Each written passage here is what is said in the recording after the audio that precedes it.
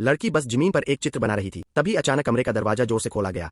अंदर आए सुरक्षा गार्ड ने उसे तुरंत दीवार के पास खड़े होने को कहा। वह बहुत ताकतवर लग रहा था। कुछ बोले बिना ही उसने ठंडी हथकड़ियां निकाल ली। लड़की डर के मारे कांप उठी और घबरा गई। वह जल्दी से समझाने लगी कि उसने कोई गलती नहीं की है। असल में वे सभी एक विशाल महाविनाश यान में रह रहे थे। वहां पृथ्वी से जुड़ी कोई भी चीज बनाना सख्त मना था। ऐसा करना मौत की सजा के बराबर था। जान बचाने के लिए लड़की ने गार्ड की पकड़ से खुद को छू आया और कमरे से भाग निकली, लेकिन कमरे के बाहर हर तरफ सिर्फ जेल के पिंजरे ही पिंजरे थे।